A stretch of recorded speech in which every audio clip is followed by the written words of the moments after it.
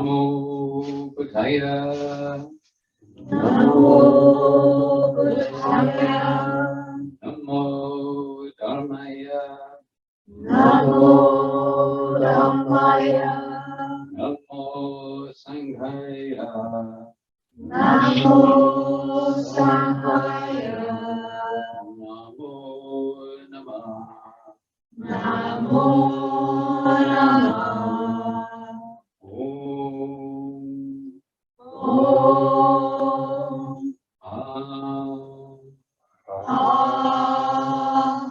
Om. Om.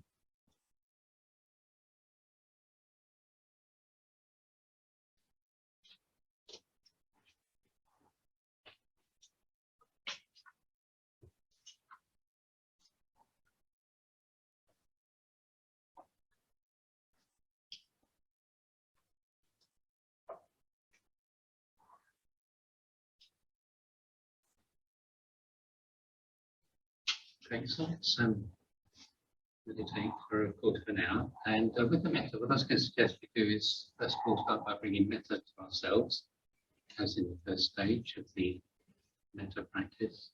And we'll bring metta to Phil in the second stage. And Phil can just sort of breathe and enjoy that.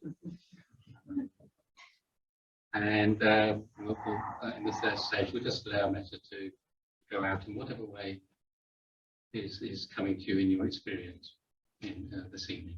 You know, sometimes it's very expansive, sometimes it's quite limited, sometimes we're hanging in there by a thread of friendliness. Well, so whatever it is, just kind of just respond to that. Don't try and push it too much. Just keep your sense of well-wishing to the situation. Okay, so yes, getting ourselves settled into our posture, and with posture, just remembering we're trying to find a way of being comfortable and stable.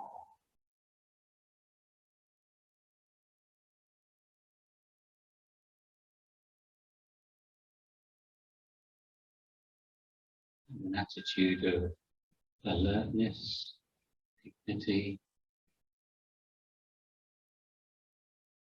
and receptivity.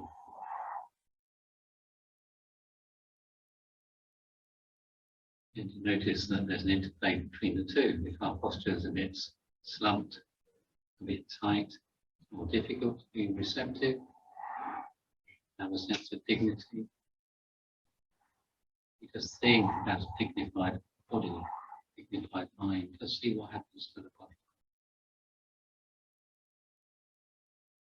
Body and mind intertwined.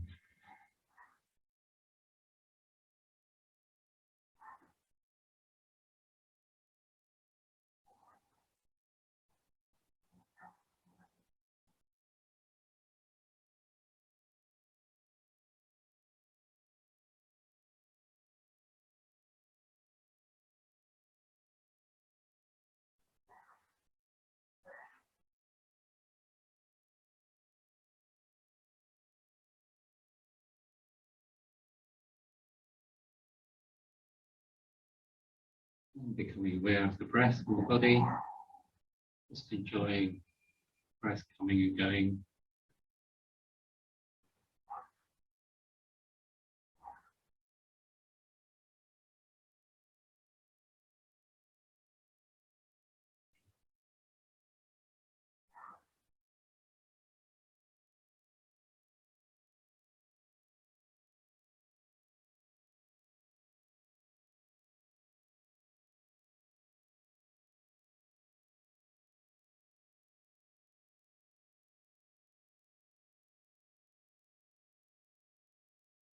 So in the first stage, we're bringing an attitude of well-wishing towards ourselves. Exploring, being aware of those moments of real connection and appreciation of ourselves. It's those moments when it's a barrier. Just breathing, well-wishing into whatever we find.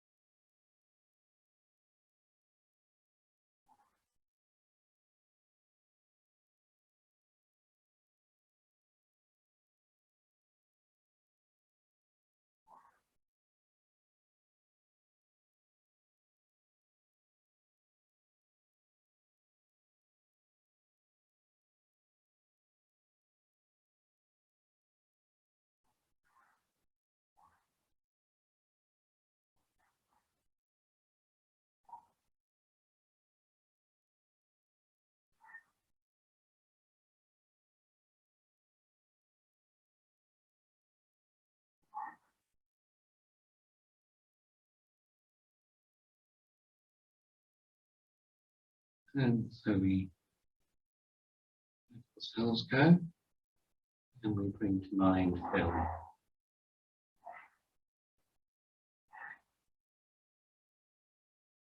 Allowing that sense of well-wishing to float out towards Phil on a special occasion.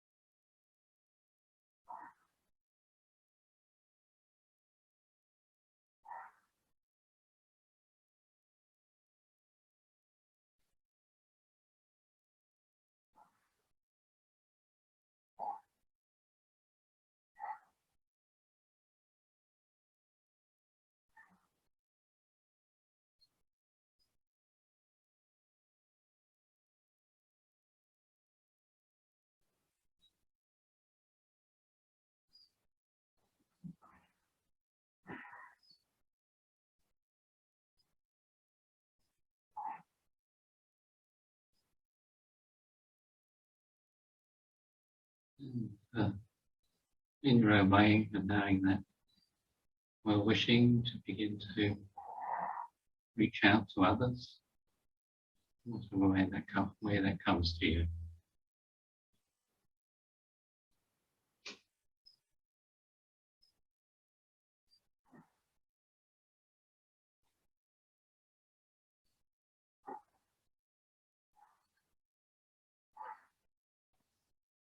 Way, sense of well-wishing, it's a bit like a warm embrace, sending out wherever it can reach.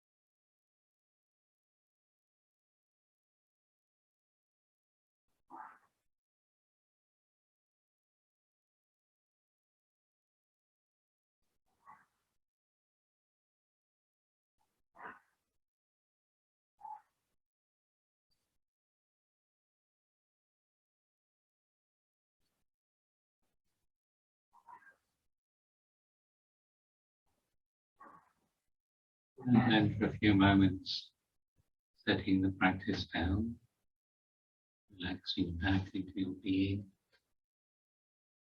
nothing to do.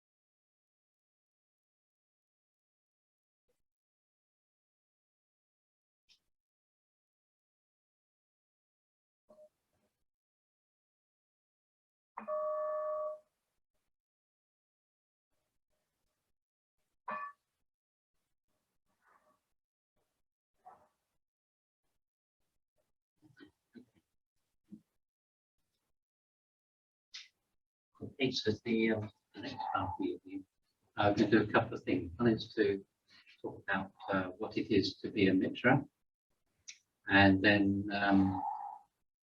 Heather's going to do a bit of rejoicing in Bill's merits, and I might do the same, and then we'll have another break, and then we'll do the Mitra ceremony in the context of a threefold future. With that, what the bits we'll do that when we get to it. So it's always a useful question to ask, what is a Mitra? And why on earth become a Mitra? And I wanted to start off going into a fairly wide orbit, because I think there's something very human in wanting to become a Mitra, or even wanting to become an order member. And I think it's part of the bedrock of being human, is that we need something on which we can gather our energies in life, and a focus that gives meaning and shape to what we do and how we live and our aspirations. And I'd say most of our lives is involved in that kind of search. And if we're fortunate, we find something we can give ourselves to wholeheartedly. And sometimes that search takes a lot longer. See that sometimes in younger people, they just know what their interest, what their focus in life is. But for others of us, we have to wallow around a bit and experiment and falter. So this is a very human thing. And whatever that something is that we're searching for, and quite often it's unconscious, we don't quite know what it is. It's something so deep within us that we can't quite know what it is. But in a spiritual life, it usually starts with some imagining from our depths of something higher, something beyond our conscious knowing. And for any of you who've come along here and been coming for a while, just reflecting on, what brought you along. It might not be that easy to explain, but something brought you along, something kept you coming. And maybe it gets clearer as the further along the path we go. And of course, one of the difficulties with a Dharma life, or even that process of deciding to become a Mitra, at times it could seem the most important thing of value in your life, as well as being infuriating and elusive. One minute you think you've got it, the next day you're kind of really wondering what on earth you're doing. But for others, it might be a desire to escape a way of being that is intensely unsatisfactory. It's part of what starts a lot of people on the search for something bigger. There's a real sense of limitation of wanting to break out in some way. So we could say that it's the spark, if you like, something within starts to search, and a conscious engagement is necessarily non-connected. So it is with becoming.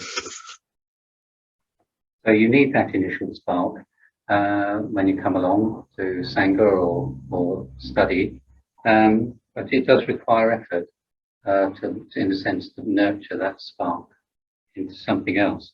And usually it's study, it's friendship. There's a lot of emphasis on friendship within Triratna, meditation, and personal reflection. So we talk about mindfulness or awareness, but fundamentally the essence of it is being able to look inwards and take responsibility for what's emerging from our being. And what we find over time, and there are a lot of Mitras here this evening. You may want, think this through and see whether this resonates with your journey in a way. But gradually, the spark seems to have become a flame, or something that glows a bit more constantly. And there's some constancy, some consistency about our experience of the Dharma, teachings of the Buddha. They seem relevant, they seem congruent. And there's something which leads us on to want to explore more deeply, even sometimes in spite of ourselves. It's an interesting thing about the spiritual life. I think sometimes we get gripped in a way that we hadn't quite intended. Have we got time?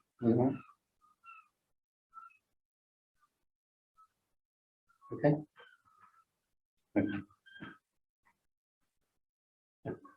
So it can feel like a force that we have to attend to, yeah. But even these don't really explain why anyone would want to become a Mitra. I've said this before. There's no outward reward. You don't get. I'm not going to give Phil a certificate.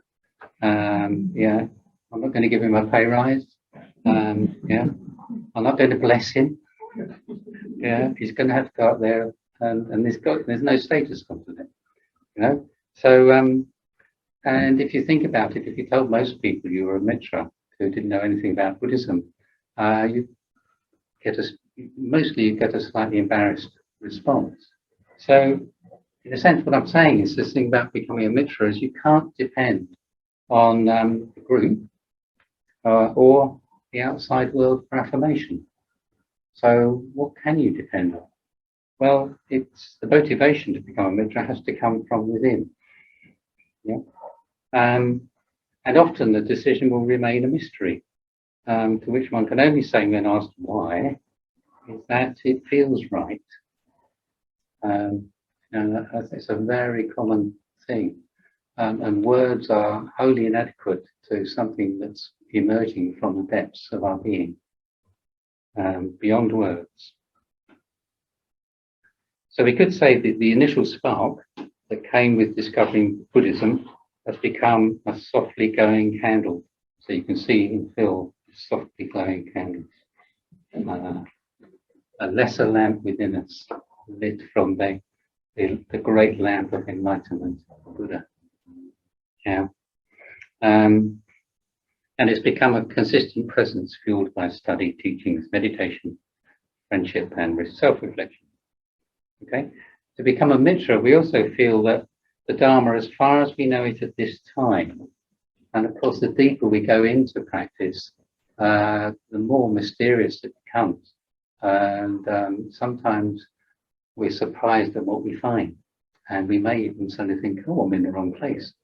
I need to go off and follow something else or join another movement or something like that. So we're always, all we can say at any point in time is at this point in time, it feels congruent. Feels meaningful, feels worth going deeper into, and that's come from the process of testing out the teachings. Yeah, so the Buddha was absolutely adamant that I'm not going to tell you. I can tell you the path I follow, and if you want to listen and you want to go away and practice and work out for yourself whether that works, that's what you have to do. But I'm not going to tell you what to do, if you like. You see what I mean? I'm not going to force you to do it. And we could be a bit more so, I don't know whether you call this poetic. We could say the Dharma has the flavour of bringing us closer to our deeper intuitions about our potential and what feels right and good in us and in life. So what is a Mitra then? So Mitra literally means friend, okay? But it's then useful to ask, well, what kind of friend do we mean? Because everybody who comes along to Triratna activities is regarded as a friend. So there isn't an idea of a customer or a consumer or a hierarchy in the traditional, in sort of conventional social sense. Whoever comes here comes as a friend. And but a Mitra within Triratna is a particular kind of friend. Okay? And it's a title which I think is unique to Triratna. So I'm looking at Jyotana. Yes, there's a nod coming in. That and in the Buddhist world, if you like, there's all sorts of different grades in different traditions. But the Mitra, this idea of a special friend, is unique. So a Mitra is the person who has felt a deepening and consistent desire to go more deeply for refuge to the Buddha, the Dharma, and the Sangha. So it's a person who provisionally wants to practice more deeply within the context of Triratna and is no longer shopping around, okay? Because there's so much stuff out there in terms of spiritual advancement, and you know, you could spend a lifetime just shopping around, but at some point somebody might feel, well, I need to put my roots here, and this is where I need to go deeper. So yeah, and it is a person who provisionally wants to practice within the context of Triratna. So it's also a person who feels they are a Buddhist, yeah, which is an interesting thing, because quite often when people come to Buddhism and Buddhism saying, well, yeah, don't be so sure there's this fixed self or there's an ist, and so kind of think, well, Buddhist feels a bit too tight, you know? But in a way, it's just a way of being able to feel a sense of commitment to this particular path. And it's someone who's committing to practicing Buddhist ethics. So this is a really important aspect of becoming a Mitra, that there's a sense that we do have a grasp of the particular version, the 5 precepts, and we'll be reciting those in the puja if you're not familiar with them, so you can have a look at them and get a sense of that. And somebody has a regular meditation practice, okay, or aspires to a regular meditation practice. Sometimes this getting down to meditating, as most of you know, is not always that easy sometimes. Yeah, it's a lot of work here. So in a way, becoming a Mitra is still a bit of a mystery. And I think it's partly solved by just going back to the original point that we have this fundamental drive in us to search. And in a way, we just need to respond and acknowledge that. But in the same way, we have an appreciation of the universal value of rites and rituals. And if you look at our society and most societies, we're awash with various rites and rituals, which help people to make a transition from one thing to another. And they're quite meaningful for some reason. A bit mysterious why a rite or a ritual should be meaningful, but it is. So we just make use of it as something that has value, you know, as a human. And in a way, it's a way to make a private commitment in a public context. Yeah. So this evening in the ceremony, what we're witnessing is Phil's inner commitment to going for refuge in the context of Triratna. And when we come to the ceremony, remember that we are witnessing something that we don't really understand. It's personal to the person, to Phil tonight, what's going on. It resides in his imagination and in his aspirations. Yeah, and you won't even know the point at which Phil becomes a Mitra. All right, so anybody spots when he becomes a Mitra, let me know. And let me know how you know. So as much as we can do, in a sense, is be alongside that mystery. And just a sense of joy, maybe even trepidation Phil might be feeling. It does happen sometimes when you become a Mitra. It's not always joy, it's sort of, oh golly. I'm doing this, but what have I taken on? You know, sort of thing. Yeah. So we can identify through our own experience of a search for freedom, creativity, and spontaneity. So we're having to use our imagination to imagine what the experience is like. We're a witness. We're a public witness. So I just want to finish with a couple more points about the thing about a Mitra. So to become a Mitra just marks a particular and important point in commitment. Okay, it's not the end of the road by any means. So because in reality, a Buddhist path is a process of constant effort, renewal, change, regeneration, reflection, and of course, action. And I would say, I'm looking at Jyotin and saying that applies to order members as well. Being an order member is not the end of the journey. No, we can agree on that, can't we? Happily. Yeah. So secondly, becoming a Mitra carries a kind of responsibility to Triratna and to Buddhism, to faithfully, as far as one can, represent the teachings and talk in respectful, kindly and creative ways. And there's something for me about carrying that sense of being heir and communicator to a tradition that goes back 2,500 years. You know, this isn't just something that's been whisked up in the last 50 years within Triratna or our special worthy group. We're stepping into a really profound lineage of spiritual development, which goes well beyond the confines of worthy. So the other thing I have to say about becoming a Mitra as well is we're entering into connection with probably several thousand other Mitras around the world, an imaginative connection. You know, so pretty much every country there will be other people who have felt the spark. The spark has turned into a candle, something more constant, and they're part of that great tradition, and we're joining that. Phil's joining that this evening. Okay. So I think I'll stop there, and if we can get Heather up, Heather's now going to say some words about Phil. And thank you very much indeed. When Phil asked me to rejoice in his merits as a friend at his Mitra ceremony this evening, I felt very honoured. Then I worried whether I could fairly do him justice. I've known Phil for as long as I've been coming along to Triratna. He made a point of welcoming me the very first evening I came along. And years afterwards, he told me that he felt guilty about me the next week.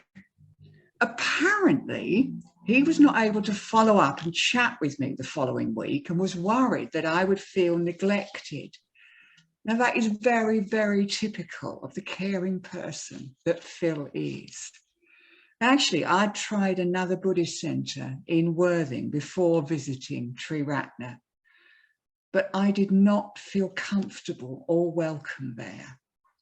So I was already very nervous and anxious when I came along to Triratna that first evening.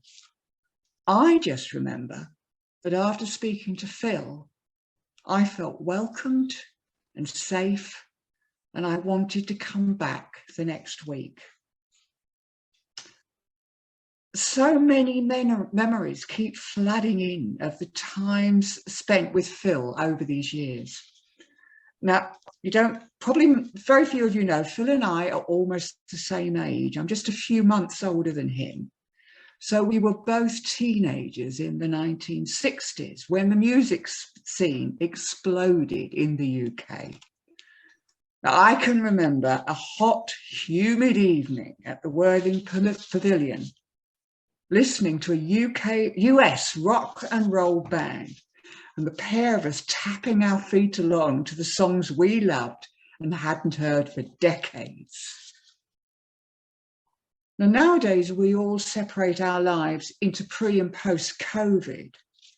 So those members who found Triratna since 2020 and have been subject to the lockdowns may not be aware of Phil's generosity.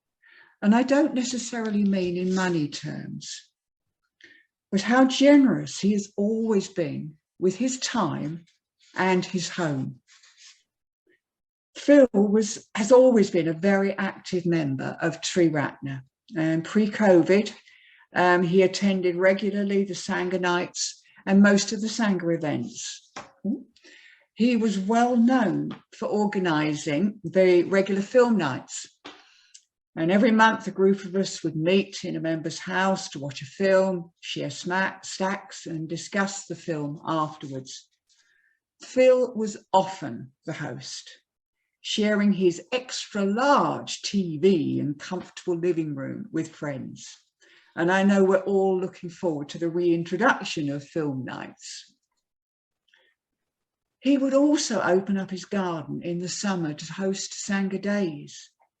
We would sit in garden chairs, surrounded by luxuriant trees, verdant vegetation, lush plants, and an explosion of flowers. We would meditate, chant, do pujas. One year we strung prayer flags we had prepared from tree to tree, and then shared food in his peaceful garden.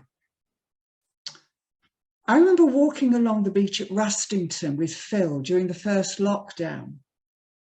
That was when the COVID rules were first eased, when you were allowed to drive a short distance to walk, provided you were socially distanced.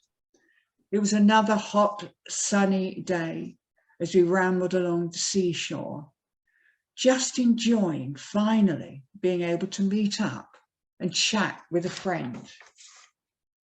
And I've always benefited from these quiet talks with Phil. He comes over as very calm, and being with him in person is very peaceful. Now, Phil sets no limits on his friendships. I know that many years ago, a friend asked him to look after his pet snake temporarily.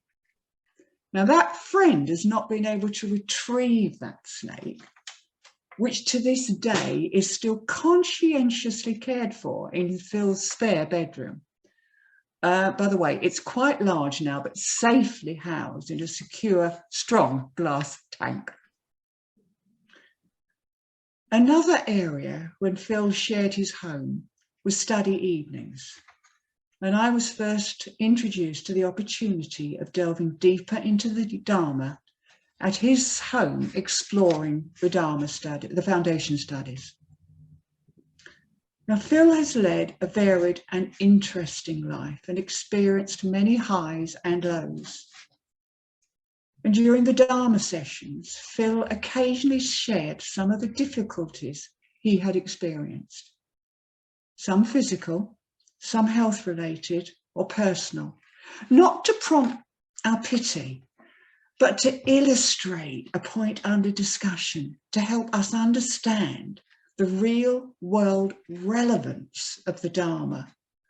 And I have always found Phil's comments have helped me understand how to apply the Dharma in my everyday life. And many of those I met in that first group went on to become Mitras, including myself. I was surprised and yet not surprised that Phil chose not to take that step back then, because Phil is someone who thinks very carefully and deeply before making any decisions, and he will not take on something until he's absolutely certain that it's the right thing for him to do. So for a while, Phil stepped back from his studies, but he joined on Zoom during lockdown. And I know that Phil will be sure that now is the right time for him to take on this step. I've always been proud to call Phil my friend. He is someone whose views and opinions I respect. Now I am also proud to call him my Kalyana Mitra, my good friend, my virtuous friend, my noble friend, my admirable friend. Thank you. When I was thinking about Phil, it reminded me, in one of the study groups, we've been doing parables from the White Lotus Sutra. And one of them is about the parable of the lost son. So the son basically goes away from his very, very rich father and gets lost in all sorts of lands over the years, and basically lives in poverty. But one day his very rich father identifies him in the town and wants to go and just hold him and bring him into this palace, wonderful palace of riches. And he realizes his son isn't really able to see them or appreciate them, is in fact overwhelmed by them. So what the rich father does is he gives him a job digging dirt, clearing the paths and the walls and all that sort of thing around the palace. And over the years, he gradually allows the son to come in, and at some point the son appreciates what's in the palace.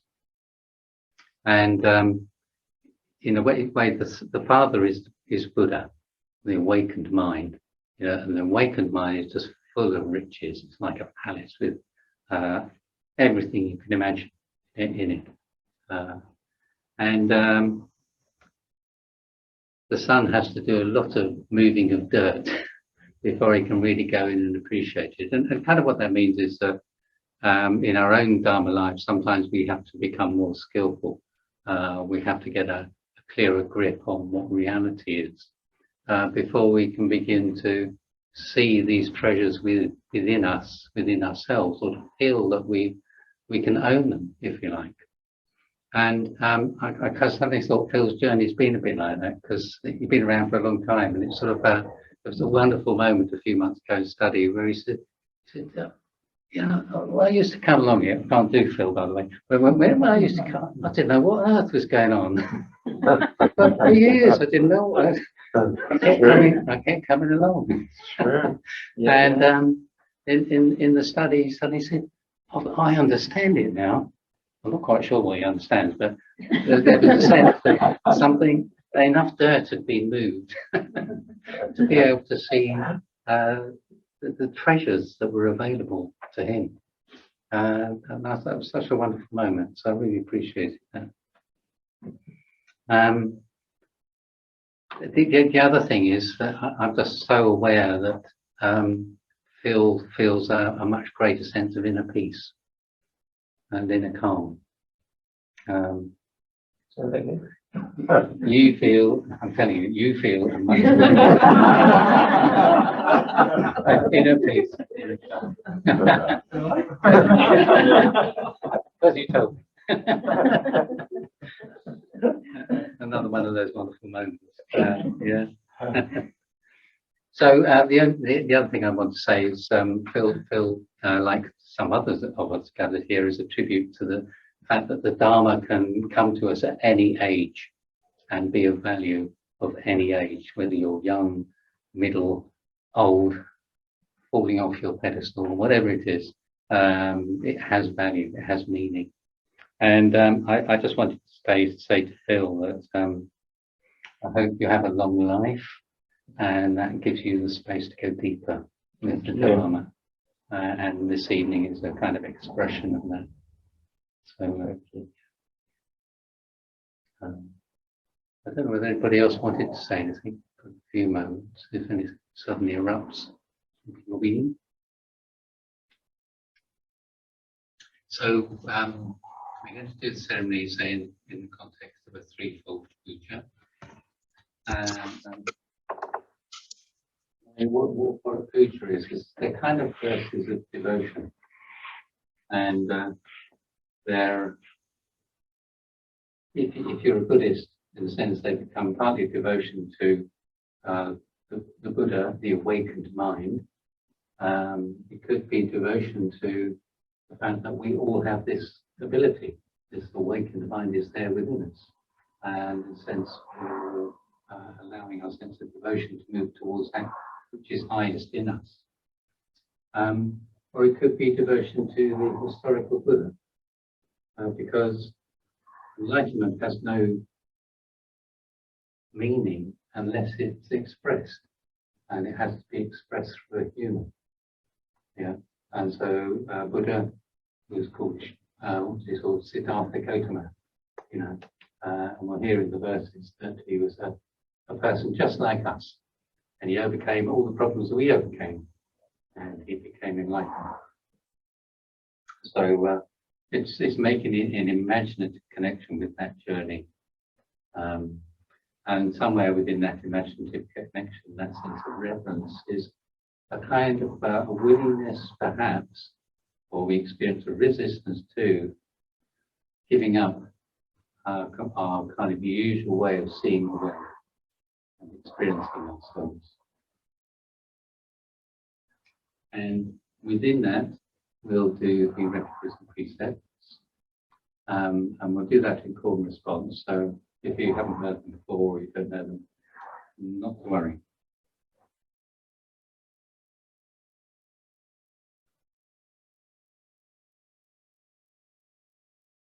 And the reason we do the precepts, like these commitments to try and behave in a certain kind of way and stop behaving in certain kinds of ways as well, is that it purifies the mind. And so we do this right before we have Phil becoming a Mitra, just to remind us and Phil what part of what this is all about. Okay. When we come to the end, Jyotana is going to start a mantra, which we don't know what it is. It's going to be a mystery. Wonderful. And anybody who wants to can come up and light a candle. Don't have to be a Buddhist to light a candle. They have a universal meaning and significance. Just people who are Mitras, can you just put your hands up so people who aren't Mitras can see the body of beings? So you can see the number of people who have traversed this dangerous path from being a friend to being a Mitra. So what I'd say to you is, it's an opportunity to think about just symbolically recommitting yourself to the path of practice. And you may well be going to do that anyway. Just a thought. Okay. So we'll do the first verse, the opening reverence. We'll do informed response. And then we'll do the refuges and precepts and call and response. And then Phil will become a Mitra by offering a flower, candle, and some incense. So you come and collect those one at a time for me, and then take them up to the throne and do what Phil does in terms of making the offering. And then we'll recite the blessings in call and response. Now, in the blessings, it says, "May all gods protect you." So some of you may think, "Holly, what's that all about?" But gods in Buddhism, in the sense that the highest ideals that are around in this mortal world. So may all the good things that are available in this world protect Phil, because they have this godlike quality, this quality of beauty and generosity of that one. So all of those kinds of things. And then the really noisy bit at the end, we shout "Sadhu" 3 times, and sadhu means whoopee. Well done. 3 cheers, something like that. You get the drift there. Yeah, and then we'll carry on. Now, the reading traditionally we'd have after the second verse, we'd have a reading from Buddhism, but Phil offered a short reading from a friend, a very good friend of his, who he's been close to for years. And there seems to be something quite special and mysterious in it. So I thought we'd read that. And Ursula's going to read that for us.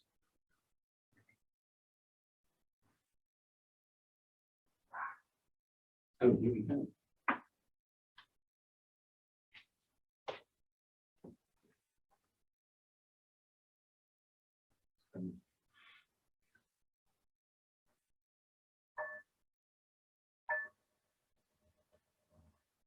Threefold puja.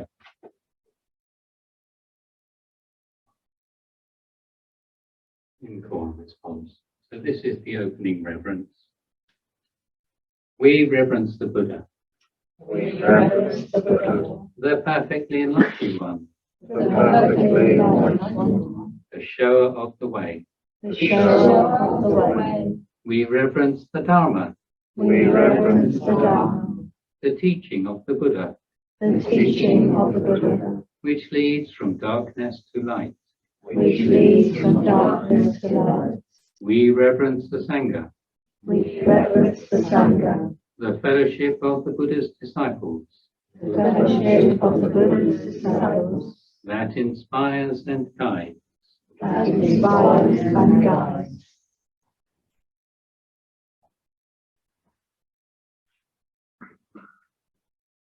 The refuges and precepts. I'll do the precepts in English. That's might help for people who aren't familiar with it. So we'll do the three refuges. So going for refuge to the Buddha, Dharma, and Sangha. Namo tassa Namo tassa bhagavato arahato bhagavato arahato samma sambuddhassa. samma sambuddhassa. Namo tassa Namo tassa bhagavato arahato bhagavato arahato samma sambuddhassa. samma sambuddhassa. Namo tassa Namo tassa bhagavato arahato bhagavato arahato samma sambuddhassa. samma sambuddhassa. Buddhang saranang gacchami. Buddhang saranang gacchami. Dhammang saranang gacchami. Dhammang saranang gacchami. Sanghang saranang gacchami. Sanghang saranang gacchami. Dutiyampi Buddhang saranang gacchami. Dutiyampi Buddhang saranang gacchami. Dutiyampi Dhammang saranang gacchami. Dutiyampi Dhammang saranang gacchami. Dutiyampi Sanghang saranang gacchami. Dutiyampi Sanghang saranang gacchami. Tatiyampi Buddhang saranang gacchami. Tatiyampi Buddhang saranang gacchami. Tatiyampi Dhammang saranang gacchami. Tatiyampi Dhammang saranang gacchami. Tatiyampi Sanghang saranang gacchami. Tatiyampi Sanghang saranang gacchami. Precepts. I undertake to abstain from taking life. I undertake to abstain from taking life. I undertake to abstain from taking the not given. I undertake to abstain from taking the not given. I undertake to abstain from sexual misconduct. I undertake to abstain from sexual misconduct. I undertake to abstain from false speech. I undertake to abstain from false speech. I undertake to abstain from taking intoxicants.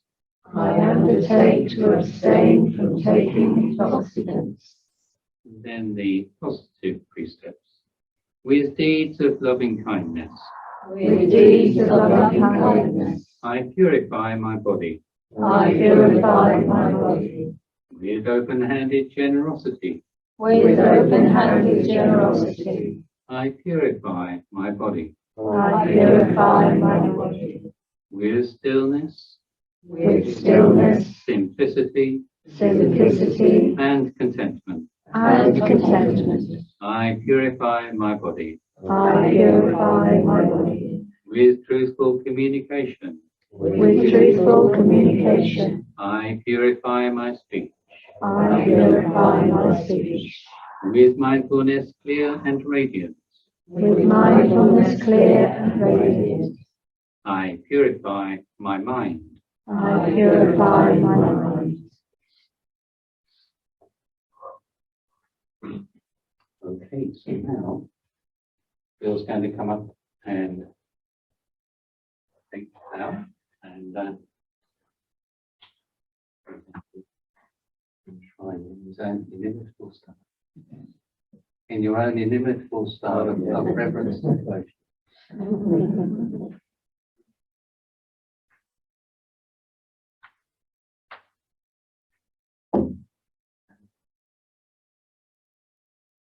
So that's like flowers that today are fresh and sweetly blooming, flowers that tomorrow are faded and fallen. Our bodies too, like flowers, will pass away. So that's an acknowledgement of impermanence. And of course, don't come and take his. Yeah.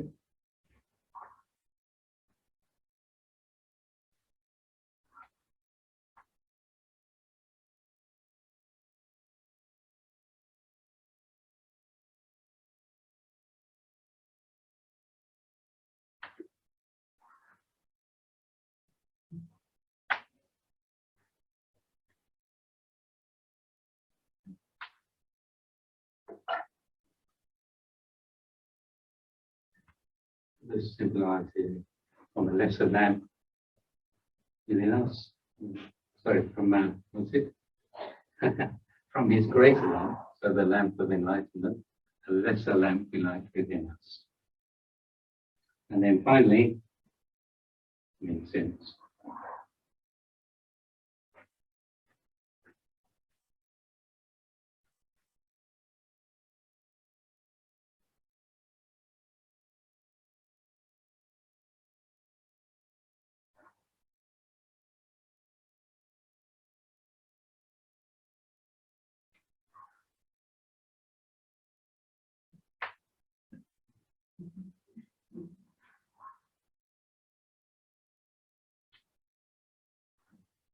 So the fragrance of perfect light, sweeter than incense, spreads in all directions throughout the world.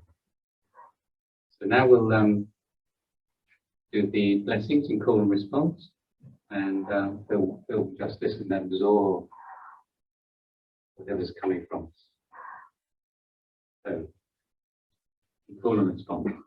May all blessings be yours. May all blessings be yours. May all gods protect you.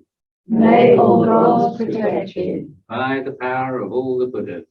By the power of all the Buddhas. May all happiness be yours. May all happiness be yours. May all blessings be yours. May all blessings be yours. May all gods protect you. May all gods protect you. By the power of all dharmas. By the power of all dharmas. May all happiness be yours. May all happiness be yours. May all blessings be yours. May all blessings be yours. May all gods protect you. May all gods protect you. By the power of all the Sangha. By the power of all the Sangha. May all happiness be yours. May all happiness be yours. So did you spot when he became a Mitra? So now we do 3 sadhus. Sadhu! Sadhu! Sadhu!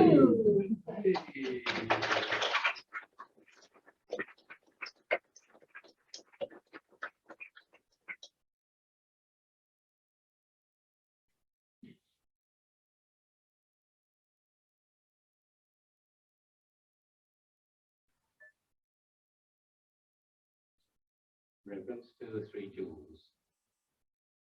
We reverence the Buddha We reverence the Buddha and aspire to follow him. and aspire to follow him. The Buddha was born as we are born. The Buddha was born as we are born. What the Buddha overcame, What the Buddha overcame, we too can overcome. we too can overcome. What the Buddha attained, What the Buddha attained, we too can attain. we too can attain. We reverence the Dharma We reverence the Dharma and aspire to follow it and aspire to follow it. with body, speech, and mind until the end. With body, speech, and mind until the end. The truth in all its aspects, The truth in all its aspects. the path in all its stages. The path in all its stages. We aspire to study, We aspire to study, practice, practice, realize. realize. We reverence the Sangha We reverence the Sangha and aspire to follow it. and aspire to follow it. The fellowship of those who tread the way, The fellowship of those who tread the way. as one by one, As one by one, we make our own commitment, we make our own commitments. an ever widening circle, An ever widening circle, the Sangha grows. the Sangha grows. And now we'll have the reading.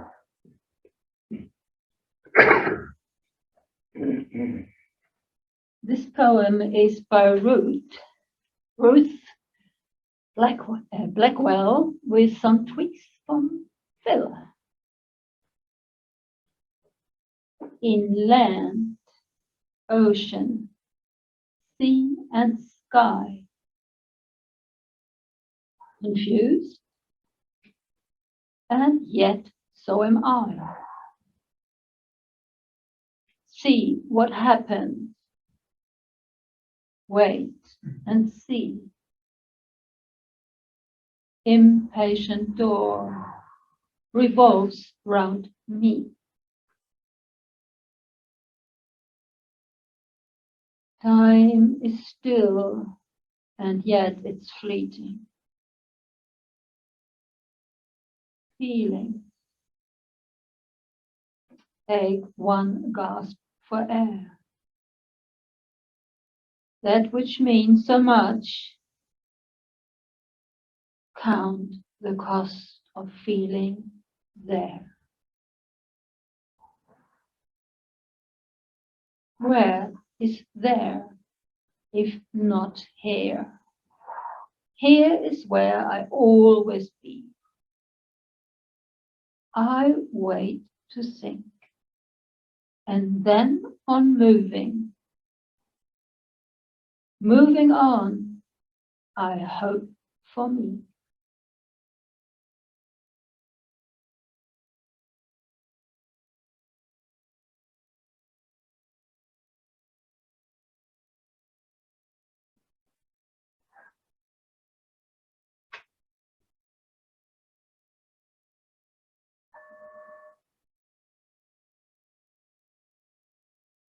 Offerings to the Buddha. Reverencing the Buddha, Reverencing the Buddha, we offer flowers. we offer flowers. Flowers that today are fresh and sweetly blooming. Flowers that today are fresh and sweetly blooming. Flowers that tomorrow are faded and fallen. Flowers that tomorrow are faded and fallen. Our bodies too, Our bodies too, like flowers, like flowers, will pass away. will pass away. Reverencing the Buddha, Reverencing the Buddha, we offer candles. we offer candles.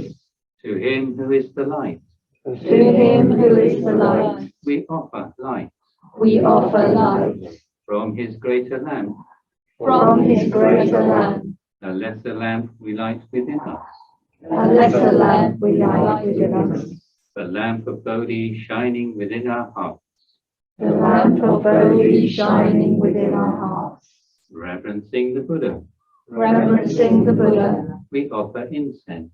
we offer incense. The incense whose fragrance pervades the air. Incense whose fragrance pervades the air. The fragrance of the perfect life. The fragrance of the perfect life.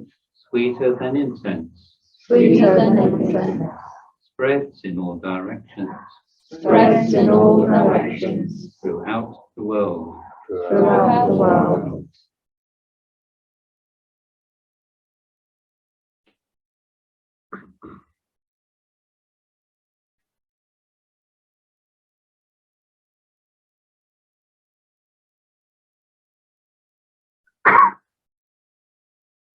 Muni, Muni, Mahamuni,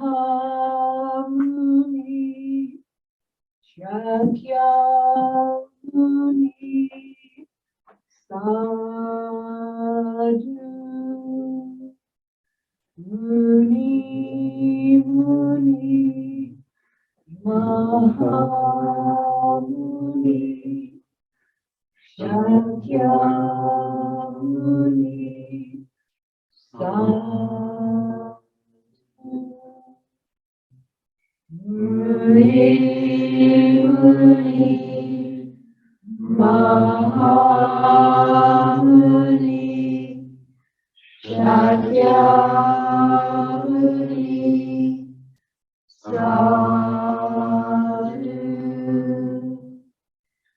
Muni, Muni, Mahamuni,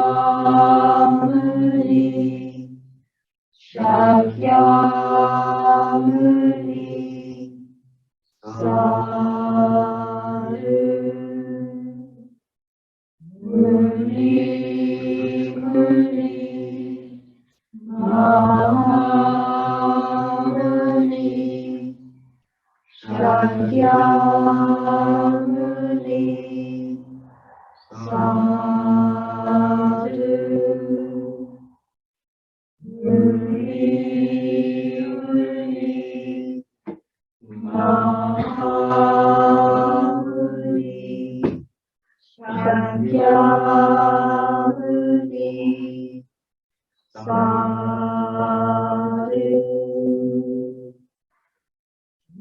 Muni, Muni, Mahamuni, Shakyamuni, Sadhu, Muni, Muni, Mahamuni, Shakyamuni, Sadhu, Muni, Muni,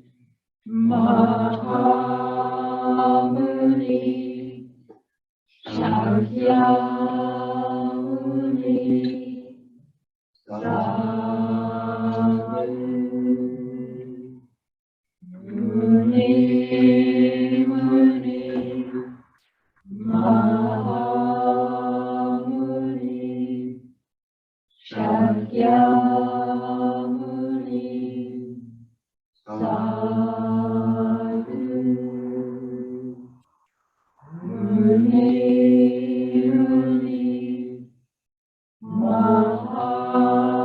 Mahamuni, Shakyamuni, Sadhu,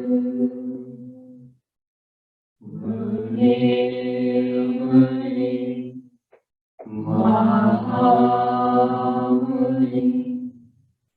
Shakyamuni,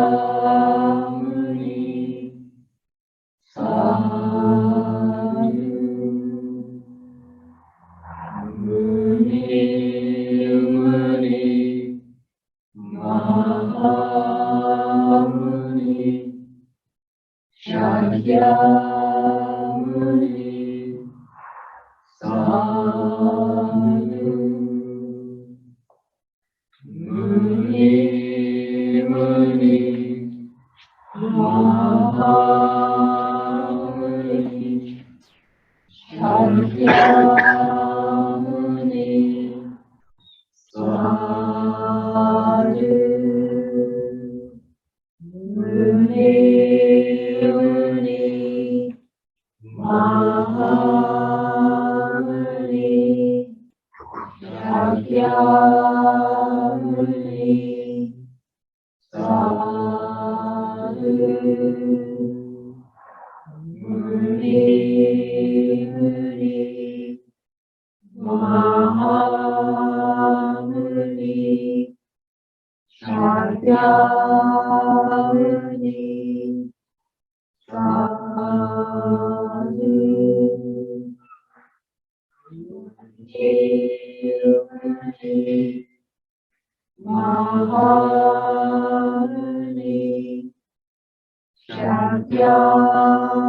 Shakyamuni Sadhu Nirmani Mahamuni Shakyamuni Sadhu Muni Muni Mahamuni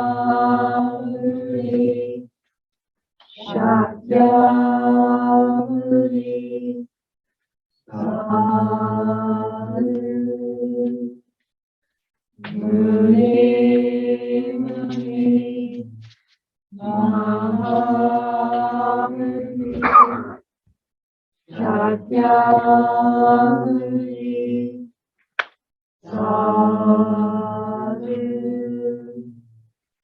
Muni Muni Mahamuni Shakyamuni Sadhu Muni Muni Mahamuni Shakyamuni Sadhu Muni Muni Mahamuni Shakyamuni Sadhu Muni Muni Mahamuni Shakyamuni Sadhu Muni Muni Mahamuni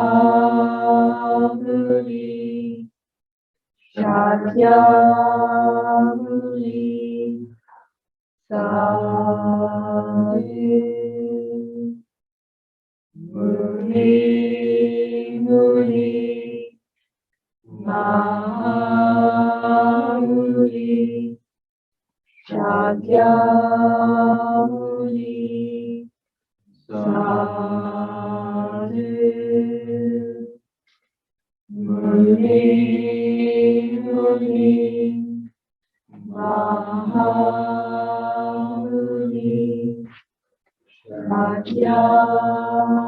Shakyamuni Sadhu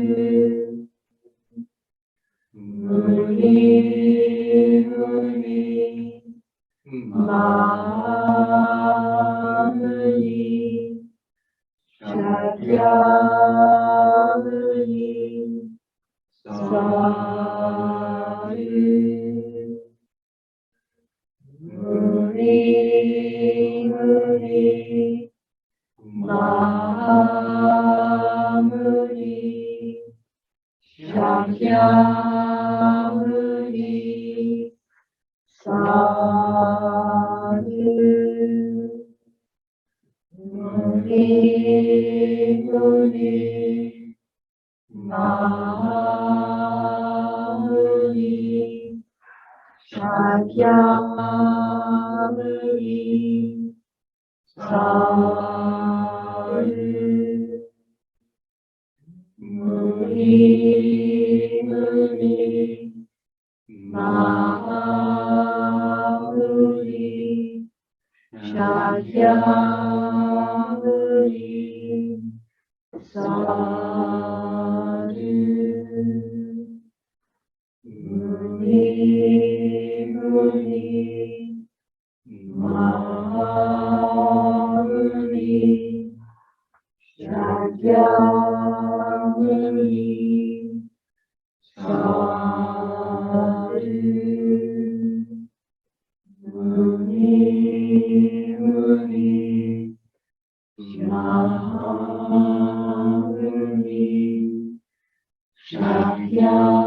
Shakyamuni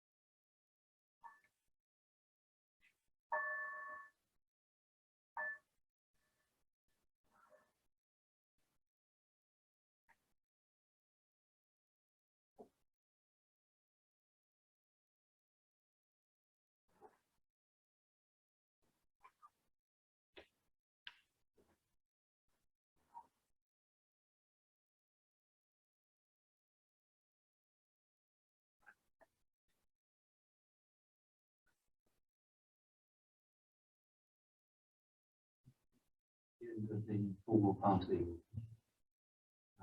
And thanks, lovely to see you on Zoom, and those people have been here. And I was just going to suggest that I don't know how people want to handle this, but if we just leave them to his own devices, and he'll come and find us rather than we going and find him. I suggest we sort of hang out down there and he'll be join us when he's ready.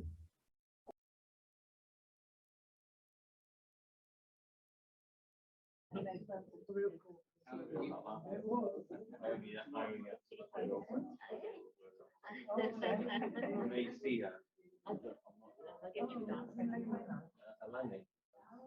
I will see you then. How was that, Neil? Very nice evening. I'm pleased to see you. Join us there with you. Take it easy. I'm Sam.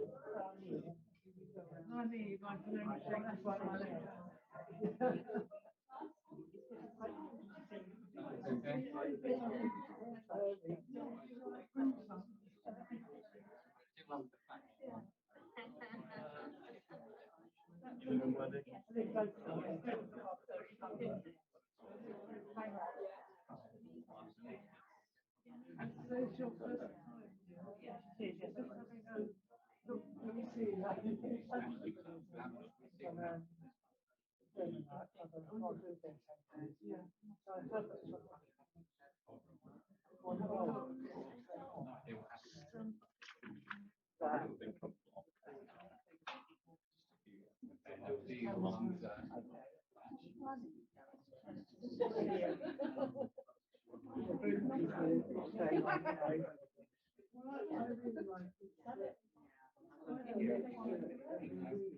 Yeah.